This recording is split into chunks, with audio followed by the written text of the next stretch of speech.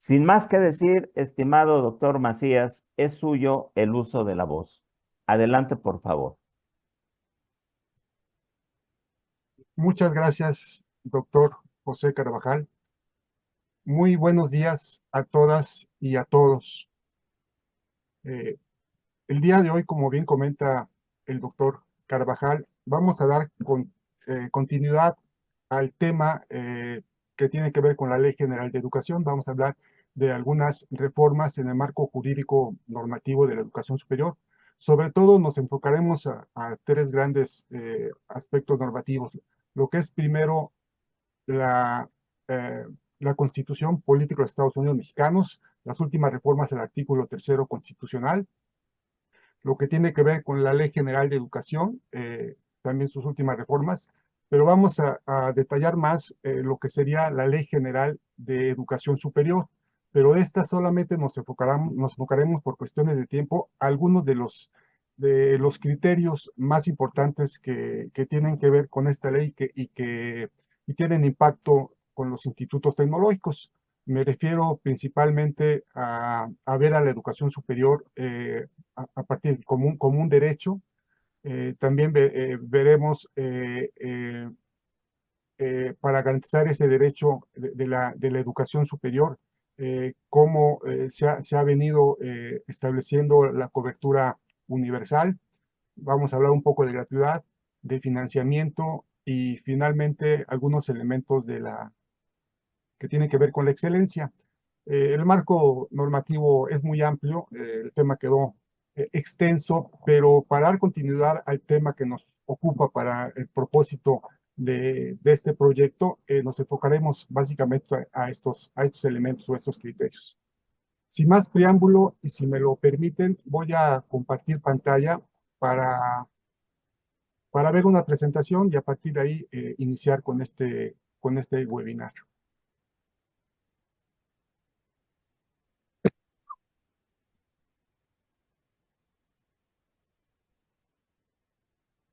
Si me confirman que ya se ve. Sí se Sí, ya ve. se ve.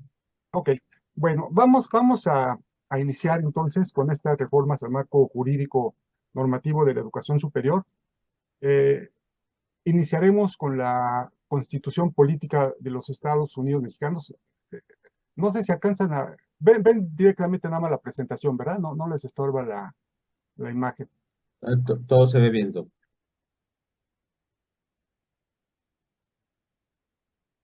Ok, como ustedes saben, la Constitución Política de los Estados Unidos Mexicanos viene siendo la ley suprema del sistema jurídico mexicano. Se promulgó el 5 de febrero del 2017 y ha tenido a lo largo de su historia varias modificaciones. Aquí nos vamos a referir directamente al artículo tercero. La última reforma importante se estableció el 15 de mayo del 2019.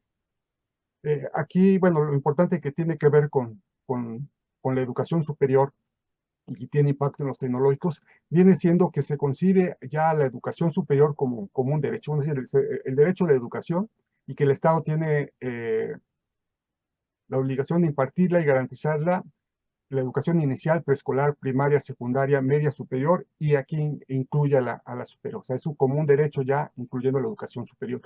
También se adiciona un párrafo, el segundo párrafo de este artículo tercero ya empieza a hablar de los criterios. Dice que corresponde al Estado la rectoría de la educación y donde además de ser obligatoria, será universal, inclusiva, pública, gratuita y laica. Entonces de ahí empezamos a ver cuáles serán los criterios que van a orientar la educación superior y qué impacto van a tener en los institutos tecnológicos.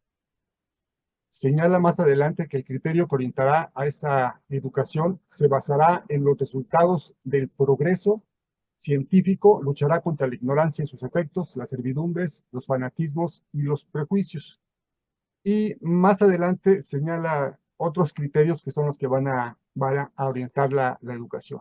Aquí se dice que el criterio que orientará será democrático, y que esto es muy importante porque el concepto de democracia aparece en la Constitución y es en el tercero constitucional.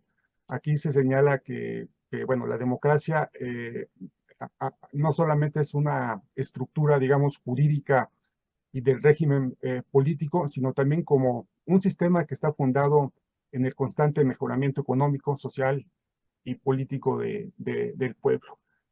Será nacional, es otro de los criterios, será equitativo, inclusivo también es algo importante que se adiciona, donde se pretende, como su nombre lo dice, incluir a todos, sin discriminación, sin privilegios, y más adelante señala que sobre todo los más desprotegidos. Será intercultural, integral, será de excelencia, y este es otro concepto importante porque ya no se habla de calidad en ninguna parte de la Constitución, ni siquiera en la Ley General de Educación Superior hablan del término de calidad. A lo que se refieren es a la excelencia, pero aquí entienden a la excelencia más que nada como un mejoramiento integral que se dice que busca promover el máximo logro de aprendizaje de los educandos, es lo que señala. Busca desarrollar aquí el pensamiento crítico y el fortalecimiento de los lazos entre la escuela y la comunidad. Entonces aquí empezamos a ver esto del pensamiento crítico como una tendencia que veremos, bueno, que se da en la escuela, en la nueva escuela mexicana, y los lazos que tiene que existir la educación con la comunidad. Y finalmente que contribuirá a la mejor convivencia humana. Estos son algunos de los criterios y son los que nos vamos a basar en esta presentación para ver el impacto que tienen. Eh, Luego, 4 meses después, en el 30 de septiembre del 19, se promulgaron las modificaciones a la Ley General de Educación para dar respuesta al artículo 3º constitucional. Aquí se dice desde el artículo número 1 que la ley garantiza el derecho a la educación reconocido en el artículo 3º de la Constitución que acabamos de ver y en los tratados internacionales de los cuales México forma parte, cuyo ejercicio es necesario para alcanzar el bienestar de todas las personas. Y esto es fundamental porque es un eje del gobierno que señaló esta modificación al artículo 3º.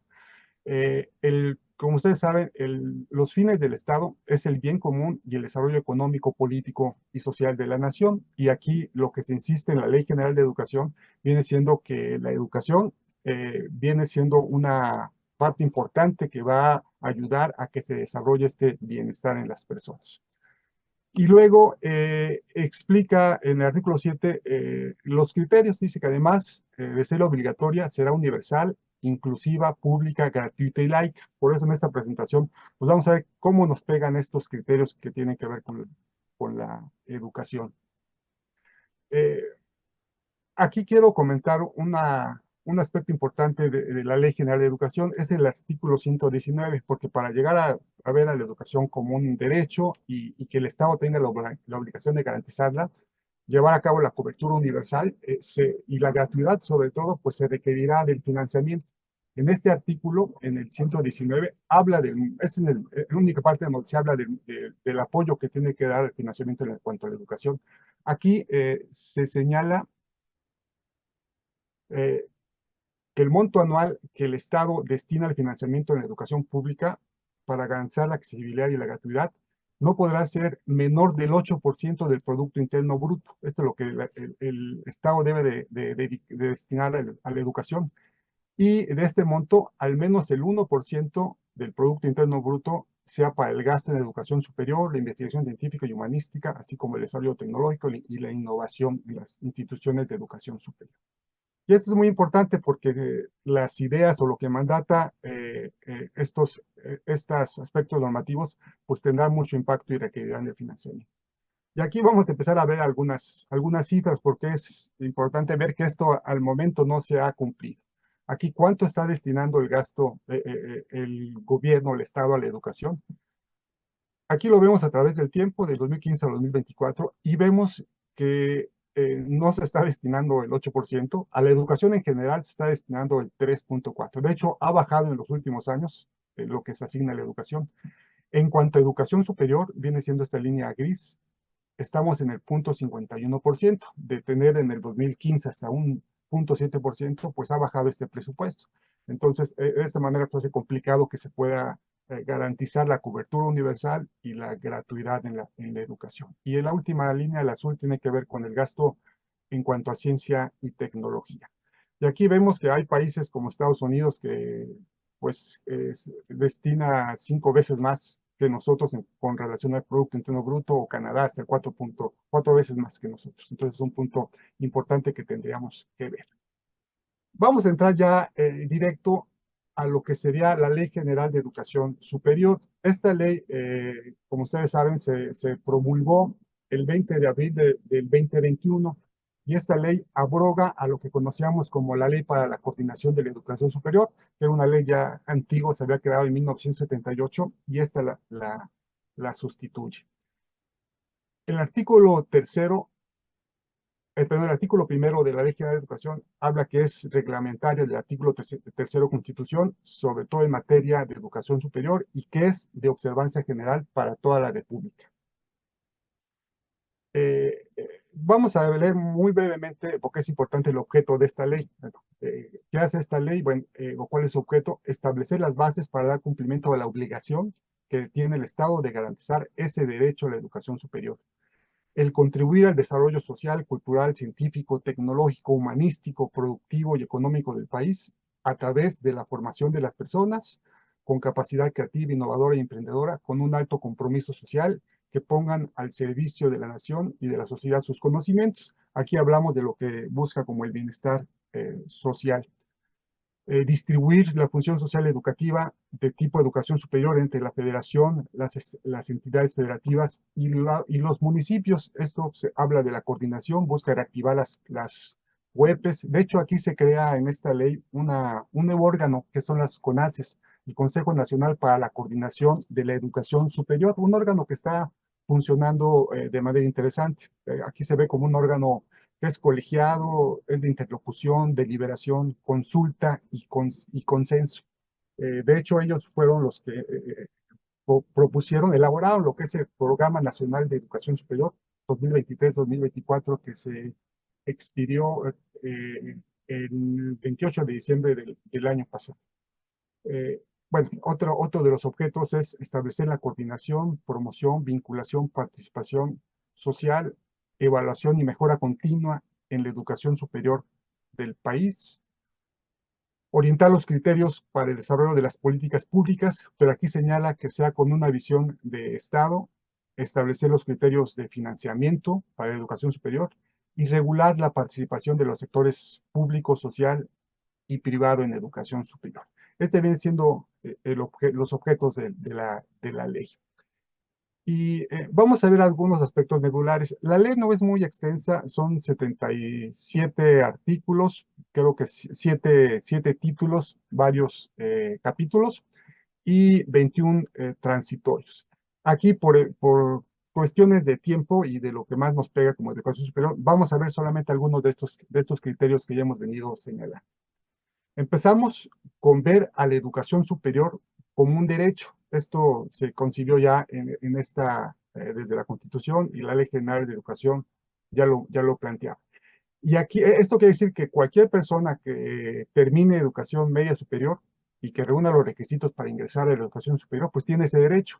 Y aquí se da como la obligación, pero es una obligación del Estado de generar las condiciones, desarrollar las estrategias para que todo alumno que reúna los requisitos pueda ingresar a la educación superior. Ese es un punto importante. Y esto, bueno, más adelante nos habla de lo que es la cobertura universal, o sea, con un aspecto moral, con lo que señala la ley, lo que mandata es lograr la cobertura universal en educación, pero con equidad y excelencia. Allá dice, no nada más que es la cobertura universal, sino que tiene que tener aspecto de equidad, de justicia y de excelencia. Pero aquí lo interesante es qué estamos entendiendo por eso de la cobertura universal.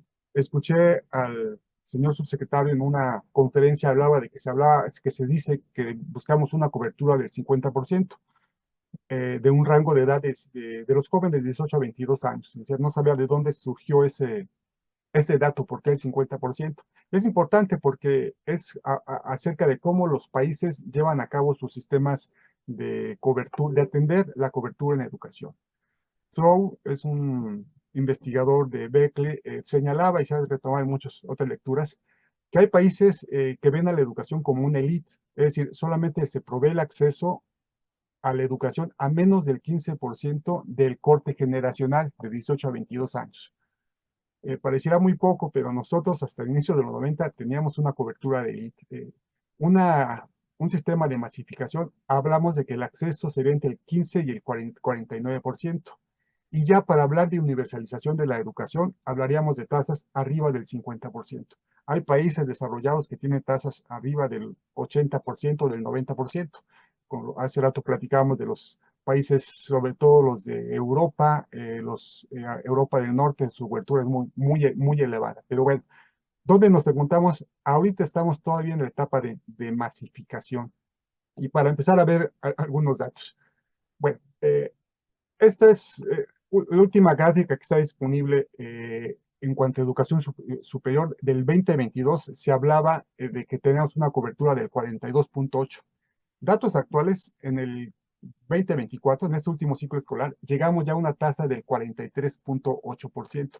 Aún así no hemos llegado a la etapa de universalización de la educación, pero somos el país que tiene una cobertura más baja de lo que es la OCDE, ¿no? Y luego hay países que tienen tasas muy elevadas. Incluso Chile tiene una tasa del 90%.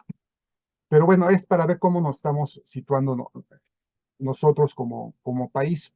Y para que quede más claro este ejemplo, hablando de la tasa de promoción educativa, si hablamos de cada 100 niños que ingresan a la educación primaria, no todos la terminan o no todos ingresan a la educación secundaria, solamente ingresan 95, es decir, ya perdimos 5 niños en el camino. Y luego de estos, de los que egresan, ¿cuántos llegan al nivel medio superior? Solamente 76, es decir, ya se perdieron 24 alumnos en el camino. Pero el número más preocupante es cuando ingresamos a la educación superior. Solamente los 43 son los que llegan. Entonces, estamos hablando de que se pierden mucho, sobre todo la educación media superior y la educación superior. Parte de los postulados de esta ley es buscar, al hacerla obligatoria y buscar una cobertura universal, pues aumentar esas tasas de cobertura que seguramente si se llevan bien a cabo y se cumplen con los mandatos de la ley, podríamos alcanzar tasas más elevadas.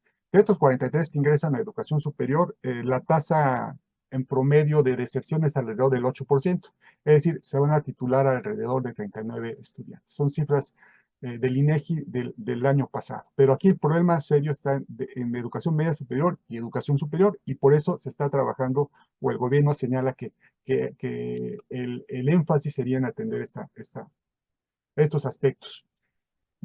La evolución, cómo se ha venido dando a través del tiempo de la educación superior en México. Hasta 1990, 91, la tasa de cobertura, la educación era una élite, pocos teníamos el privilegio de estudiar educación superior. Hubo intentos muy importantes, sobre todo a partir de la década del 2000, ha subido la atención en la cobertura. Y ahorita, bueno, aquí la cifra que se tiene proyectada es información de la CES, es del 42.5%. Fue en el 22-23 fue de 43.5% y ahorita estamos en el 2024 de 43.8%. Según el Programa Nacional de Educación Superior, la meta para que lleguemos este próximo agosto, este próximo ciclo, sería llegar al 48.3%, que la verdad es todavía muy difícil, no creo que lo alcancemos. Y hay una proyección que dice el propio Programa Nacional de Educación Superior que la tendencia es llegar al 70% para el 2040. Ahorita hay alrededor de 5.3 millones de estudiantes de educación superior y se espera que aquí lleguemos a 7.5 millones. Pero es para ver algunas cifras. Es decir, aquí lo que estamos viendo es que sí está ampliando la cobertura y con estos mandatos de las reformas constitucionales y de las leyes respectivas, seguramente va a aumentar la atención. Muy rápido, disculpen que vaya un poquito rápido, pues, para llegar para cumplir con los tiempos.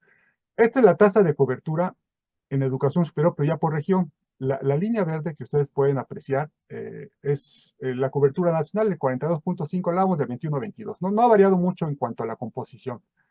Los estados donde más atienden, bueno, la Ciudad de México atiende al 110%, es decir, de los jóvenes de 18 a 22 años que hay en la Ciudad de México, se atiende a más que ellos. Bueno, esta es la explicación, es de que muchos vienen a la Ciudad de México a estudiar, no son de aquí, pero por eso la cobertura es muy alta. Pero los países, pero los estados donde más atención se da es Sinaloa, Nuevo León, obviamente, una tasa del 56%, Puebla, Aguascalientes, Yucatán, pero hay todavía estados como Oaxaca, Chiapas, que tienen cobertura muy baja del 22-23%, Michoacán, Guerrero de 24%, pero bueno, aquí esto es para que vean la composición y algo se tendrá que hacer al respecto para la equidad en cuanto a estas bases. Otro dato importante es la absorción. Acuérdense que cuando hablamos de cobertura se refiere solamente a un corte generacional, es decir, los jóvenes de 18 a 22 años. La tasa de absorción se refiere a los que ya egresan de educación media superior, cuántos ingresan a educación superior. Y aquí es un dato interesante porque el comportamiento era de alrededor del 83-84% en promedio. Aquí hay un dato, baja bastante en el 2020, pero la explicación fue la pandemia. Pero después vuelve a subir. Y ahorita, estas son cifras oficiales de la de la Subsecretaría de Educación Superior. La tasa, según esto, ya estamos en el 93%, es decir, que se está atendiendo, de cada 100 egresados de educación media superior, 93 sí están ingresando a la educación superior. La meta que se tiene proyectada en el Programa Nacional de Educación Superior es llegar al 93, es decir, ya cumplimos esta meta. Pero según esto, pues estamos bien en cuanto a este aspecto. La cobertura nos falta, pero la absorción sí se está atendiendo. Esta es también una proyección que tenía la propia Subsecretaría de Educación Superior. La línea morada, esta que ven, son los egresados de medio superior, y la línea de abajo viene siendo el nuevo ingreso de educación superior. Y esta línea verde viene siendo la proyección que se espera con estos mandatos de obligatoriedad de la educación, de gratuidad y de cobertura, que la tasa buscaríamos llegar al 100% en el 2030, sería uno de los objetivos que se... Otro dato general, también va a influir mucho cómo se compone el bono que llaman poblacional, o la pirámide de la población según los rangos o los cortes generacionales. Aquí hay tres momentos: 1970, 2000 y el año pasado, 2023. Ustedes saben que se ha venido recomponiendo esta pirámide. Antes la población de menor edad era más que la de mayor edad. Ya desde el 2020 se ha configurado de manera distinta, y actualmente pues ya hay menos personas de 2 años, de los niños de 2 años de edad, hay más de los que tienen 60 años que los que tienen menos de 2 años. Entonces, se está cambiando esto, pero eso va a tener impacto porque ahorita la población más fuerte es los cortes de los 15 a los 24 años. Es decir, este bono nos va a pegar todavía, hay oportunidad hasta el 2027, según cifras de CONAPO y del INEGI, va a haber mucha matrícula que atender. Más adelante va a empezar a disminuir, pero ahorita estaríamos en el punto máximo para atender la cobertura en cuanto a educación. Y haciendo un comparativo entre la educación, entre los dos ciclos escolares, entre este 23-24 que está por terminar, con respecto al año pasado, la matrícula a nivel nacional ha aumentado. Aquí vemos, aumentó 219,000 estudiantes a nivel nacional. Pero un dato que también hay que ver, que la matrícula en instituciones públicas solo aumentó 58,000 estudiantes, mientras que las escuelas particulares 160,000. Es decir, por cada alumno que va ingresando a una escuela pública, 3 están ingresando en educación privada. Y si hablamos que uno de los mandatos de la ley es que sea pública, bueno, algo está pasando ahí al respecto.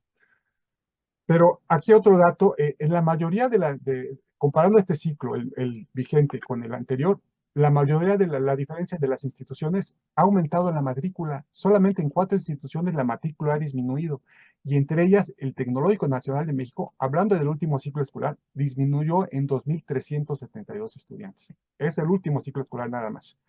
¿Quiénes más disminuyeron? Bueno, la Universidad Pedagógica Nacional, tanto de la Ciudad de México como del resto de las entidades, y las universidades politécnicas. Pero sí es un dato que vale destacar qué está pasando en el sistema tecnológico. Si fuera un dato suelto, nada más, tal vez no causaría alarma, pero si comparamos los últimos ciclos, hablamos del 2018 a la fecha, bueno, a partir del 2019 ha disminuido en los últimos 4 ciclos escolares la matrícula en los institutos tecnológicos.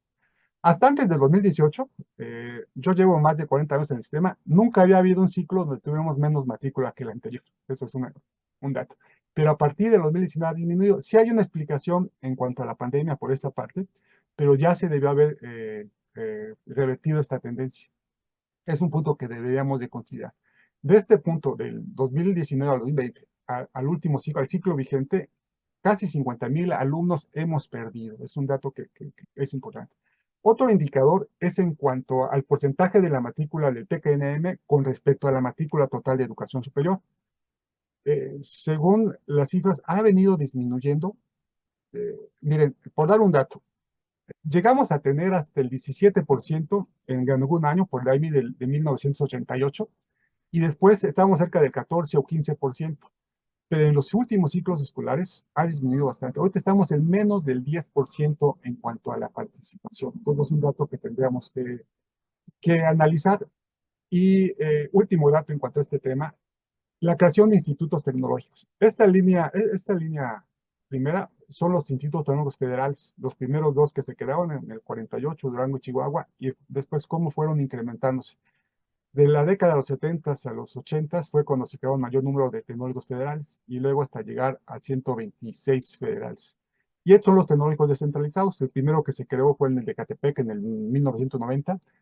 Tuvo un crecimiento muy importante al 2000. Llegamos a tener 2010 y bajamos a 122. Pero bueno, aquí la explicación es de que los tecnológicos del estado de Jalisco, por un decreto que se estableció en el estado, se conjuntaron en uno solo. O sea, tres se compactaron al Instituto Tecnológico de Estudios Superiores José Mario Molina Enríquez, ¿no? Pero bueno, ¿a qué voy con esto? Todos los sexenios se crearon institutos tecnológicos, en todos los sexenios anteriores. En el único sexenio donde no se creó ni un nuevo servicio educativo es en el último. Entonces, ¿qué está pasando ahorita? Llegamos ya al límite del crecimiento de los tecnológicos. La política será ya no avanzar en esto. Bueno, si el mandato nos dice que tenemos que tener más educación, bueno, ¿qué tendríamos que buscar? Y de ahí sería la primera interrogante que viene en el chat para que, por favor, nos ayuden a contestar qué podríamos hacer como tecnológico. La pregunta es, ¿qué estrategias sugiere se deberían implementar en los institutos tecnológicos para revertir la tendencia en la disminución de la matrícula? ¿Podemos hacer algo? ¿Qué tendríamos que hacer? Ese era uno de los aspectos, pero cuidando la equidad y la excelencia, que es lo que nos dice la educación superior. Bueno, ahí en cuanto a este primer tema que tiene que ver con la cobertura, ese aspecto medular. Otro aspecto medular que viene relacionado con esto es la gratuidad, y a esto la Ley General de Educación Superior dedica varios artículos, 62, 63, 66 y 67 nos habla de ello. ¿Y cómo se entiende la gratuidad? Bueno, se ve como un proceso. No es que de un día para otro ya se dé esto, sino que son acciones que tienden a eliminar progresivamente los cobros institucionales en educación superior por conceptos de inscripción, reinscripción, cuotas ordinarias. Eso sería, bueno, en todo lo que es los sistemas de educación superior. Entonces, esto sería lo que tendríamos que tomar en cuenta para hablar de gratuidad. Las instituciones sí pueden cobrar servicios, pero no por estos conceptos, ¿no? Y esto nos lleva al financiamiento. Para que se pueda dar esto, la propia Ley General de Educación Superior nos habla de la creación de un fondo, habla del Fondo Federal Especial para la Obligatoriedad y Gratuidad de la Educación Superior. En su artículo 64 dice que, bueno, en el presupuesto o el proyecto de presupuesto de egresos de la Federación, del ejercicio fiscal correspondiente, se establecerá el Fondo Federal Especial destinado a asegurar a largo plazo los recursos económicos suficientes para la obligatoriedad de manera gradual de los servicios de educación superior, así como la plurianualidad de su infraestructura en términos de lo que dice el artículo 3º constitucional. Y más adelante dice que estos recursos que se ven no podrán ser considerados como sustitutivos de los recursos que ya tiene la educación. Entonces es muy importante porque esto se establece desde 2019, desde el 2021 que se promulgó la ley. En el 2022 no vino nada contemplado en el presupuesto de egresos, tampoco se contempló en el 23, en el 2023, y en el 24 sí viene un monto, pero no se dice cuál es el monto. Yo lo que leí, porque leí el proyecto de presupuestos, viene que el recurso de la educación superior es para el fondo y para la educación superior, pero no se puede ver cuál es la diferencia, al menos yo no lo percibí. Pero es importante. Más adelante sí dice, o información que plantea la CES, dice que se han destinado 350 millones a la educación, pero al menos no estaban en los proyectos originales de presupuesto. Y eso es insuficiente, según vamos a comentar ahorita o más adelante. Ha habido estudios que precisamente lo ha realizado la CONACYT sobre el impacto que tendría la gratuidad y la obligatoriedad de la educación. Según CONACYT, a cifras del 2022, porque el proyecto se había elaborado para que se contemplara el presupuesto de egresos de la Federación, se requería 22,000 millones de pesos, 22,042 millones de pesos como promedio anual para poder garantizar la obligatoriedad y la gratuidad. ¿Esto para qué sería? Será tan solo para la creación de nuevos programas o modalidades de atención, la ampliación de equipamiento de los planteles y el incremento de la planta docente. Pero les digo, ahí todavía estamos en duda con esto. Tan solo para los institutos tecnológicos, la propia proyecto que planteaba la CES decía que requeríamos cuando menos 5,000 millones de pesos. Eso es desde el 2022 anualmente para que se fuera atendiendo esto. Me voy rápido a algunas cifras en cuanto al presupuesto que tenemos como tecnológicos. El presupuesto de Tecnológico Nacional en México, aquí son cifras al 22. Ahorita vamos a ver la cifra más reciente, pero lo que se destina el gobierno federal a la educación, perdón, al Tecnológico Nacional en México son 18,000 millones de pesos. Ya estamos en 20,000, pero bueno, estamos aquí lo que se puede esta cifra. Aquí lo que sería importante contrastar, que el Instituto Politécnico Nacional tiene un presupuesto mayor y tienen pues, mucho menos alumnos que nosotros, tal vez la mitad. O la UNAM, ¿no? Que tiene más del doble, 44,000 millones de pesos. Es que no a todos nos va a pegar igual lo que es la gratuidad de la educación superior. Es el presupuesto del TECNM, el último dato como presupuesto original es de 20,300 millones de pesos. Pero aquí lo importante es que la gran parte, el 76%, está comprometido con servicios personales. Y solamente eh, el 21%, el restante 24% se destinaría para el estudio de operación. O sea que sí tenemos ahí un problema serio en cuanto a recursos para atender la educación superior. Otro dato en cuanto al presupuesto por alumnos, ¿cómo andamos en esto? Las universidades públicas, la Pedagógica, el Poli, la Metropolitana, la UNAM y otras, el costo por alumno es de 137,000 pesos. Y para tener una matrícula entre todas ellas de 576,000 estudiantes. Los institutos tecnológicos, el costo por alumno está entre 49 para los federales, 49,000 y 31,000 para los descentralizados. Es decir, nosotros sumamos más o la misma matrícula que todas estas universidades. El costo por alumno es mucho menor, es un punto importante. Bueno, ¿cuánto está captando anualmente el Tecnológico Nacional de México, los institutos tecnológicos por conceptos de inscripción? Bueno, por las cuotas voluntarias.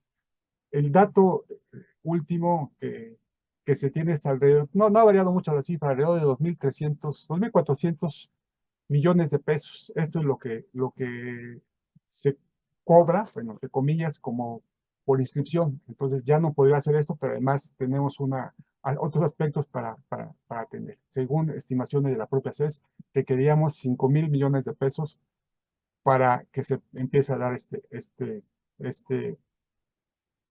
este mandato constitucional.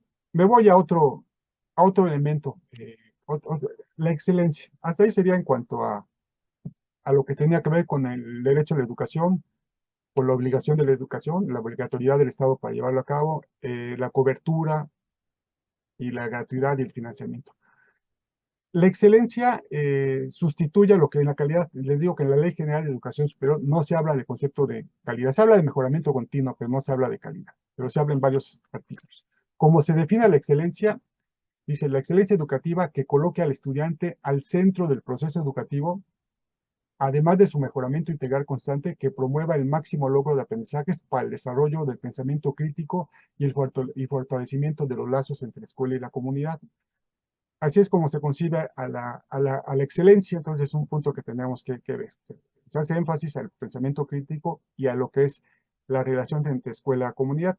esto viene de la Constitución, la Ley General de Educación, iba más enfocada a la educación básica, pero ya pues la propia Ley de Educación Superior lo contempla de la misma manera. Y aquí nada más voy a mostrar un indicador que creo que tiene mucho impacto. La matrícula de los institutos tecnológicos en programas reconocidos por su calidad. ¿Cómo nos encontramos? Mire, actualmente esta es la matrícula de los tecnológicos con respecto a los programas acreditables. Es decir, los alumnos que están inscritos en programas acreditados que sean acreditables. Y ha disminuido, bueno, obviamente si ha disminuido la matrícula, también ha disminuido la acreditación. En cuanto a porcentajes de matrícula, ¿cómo nos encontramos? Ha variado, pero hay una tendencia, bueno, ahorita está el 50%, es decir, el 50% de los estudiantes están en programas acreditados. Aquí, esta cifra es buena o es mala. Bueno, habrá que ver con respecto a qué comparamos, digamos, con el tiempo, cómo estábamos antes y cómo estamos ahora. Eh, Esto de la calidad, recordarán, y las acreditaciones empezó en el 2000 con el gobierno, bueno, empezó en el 2000. Yo recuerdo que el primer tecnológico acreditado fue el de Celaya, acreditó la carrera, la licenciatura en administración en el 2001. Y de ahí saben que hubo un fuerte impulso en este sexenio para la acreditación, pero era para sentar las bases porque era una cultura completamente nueva para los tecnológicos. Terminamos el sexenio con el 20%, 19%, que la verdad para hacer un inicio era muy bueno, pero era todo el camino para seguir. Llegamos en el 2012 al 62% y en el 2016 al 76%. ¿Y ahora cómo nos encontramos? Bueno, pues algo está pasando ahí. Hay otros aspectos que se comentan, cuestan las acreditaciones, son indicadores que no es parejo para todos, pero bueno, esto es lo que podemos ver en cuanto a cifras. ¿Qué es lo que, bueno, y aquí vendría la pregunta número 2, ante la disminución en el porcentaje de matrícula en programas de licenciatura reconocidos por su calidad, ¿qué estrategias serían llevar a cabo en los institutos tecnológicos para garantizar la calidad de sus programas educativos? Es decir, ¿qué tendríamos que estar haciendo? Será la pregunta que por favor nos ayuden a dar respuesta y nos envíen después. Para esto, la propia Ley General de Educación estableció lo que va a ser el sistema de evaluación y acreditación de la educación superior, los CAES. Es un organismo que también diseñó las propios CONACYES para trabajar en ellos. Es el conjunto orgánico y articulado de autoridades, de instituciones y organizaciones educativas y de instancias para evaluación y acreditación, así como un mecanismo e instrumentos de evaluación de tipo de educación superior. ¿Qué ha pasado con esto? Bueno, han diseñado un nuevo sistema, un nuevo modelo de evaluación. No conozco muy bien, no he entrado en el detalle porque no hay mucha información. Sé que todavía no se termina de cuajar esto. Al momento hoy, hay autoevaluaciones. Las acreditaciones que se vayan a dar, los reconocimientos por la calidad, ya no son por carrera, van a ser por institución. Y al momento se está trabajando con autoevaluaciones. O sea, rompe con el principio de una acreditación que era un organismo externo que te garantizara. Ahorita son autoevaluaciones. Pero hay un proyecto que esperemos que se consolide, pero al momento pues nos quedamos como en el umbral, porque muchos tecnológicos no siguieron con las acreditaciones y esto está en transición. Básicamente serían esos aspectos. Hay un último elemento que me gustaría platicar muy breve con ustedes. Es un transitorio porque le pega a todos los demás. El transitorio 19º dice que dentro de los 180 días siguientes a la entrada en vigor del presente decreto, las autoridades educativas respectivas iniciarán la revisión y adecuación de sus disposiciones que lo rigen, entre ellos al Tecnológico Nacional de México, a efecto de que éstas cuenten con un marco organizativo acorde a su naturaleza académica y características institucionales para armonizarlas a los fines de la presente ley. Es decir, tendríamos que haber ya modificado todo nuestro marco normativo para garantizar estos mandatos y a la fecha no lo tenemos. El manual de organización de los tecnológicos data del 90 y así andamos atrasados en estos aspectos, pero tendríamos que trabajar en ellos. Como conclusiones, voy a dar algunos principales problemas, resumiendo los aspectos. Se carece de un modelo de financiamiento con equidad y certeza jurídica que nos pegará a las instituciones de educación superior, pero sobre todo a los tecnológicos. No ha operado este fondo especial para la gratuidad, al menos de manera cabal. Se han incumplido los montos de inversión pública previstos por la ley y que son necesarios para garantizar este mandato. La evaluación del presupuesto destinado a educación superior es insuficiente. existen retrasos e incumplimientos. Si a esto le añadimos los retrasos e incumplimientos en la administración de los recursos estatales, pues nos pega más. Y finalmente, dos aspectos más con respecto a los tecnológicos. Bueno, en el caso particular de los institutos tecnológicos dependientes del TECDNM, con cifras del 2022, un estudio también de la CES, decía que se cuenta con un déficit de servicios personales de 2.600 millones de pesos. No sé cómo andamos actualmente, pero creo que andamos más o menos igual. En gastos de operación por 500 millones de pesos y en materia de infraestructura por más de 5.000 millones de pesos. De por sí ustedes saben las condiciones, cómo nos encontramos. Entonces, esto será adicional a lo que mandata la ley. Y pues ustedes saben que estas instituciones, por su antigüedad, presentan un fuerte deterioro, obsolescencia en las instalaciones físicas y equipamiento, falta de forzar lo que es la excelencia en educación. Y finalmente, pues no se cuenta con ese marco jurídico normativo que permita dar cumplimiento a los mandatos de la ley. Sería, y la última pregunta, independientemente del impacto presupuestal, de la obligatoriedad y la gratuidad, que seguramente se tendrá que estar haciendo los estudios correspondientes, ¿qué pueden hacer los institutos tecnológicos para abatir el déficit en servicios personales, gastos de operación y en materia de mantenimiento de infraestructura? Estas serían las grandes interrogantes que tendríamos. Sería todo por mi parte. Regreso el uso de la voz al doctor Carvajal para lo conducente. Gracias por su atención.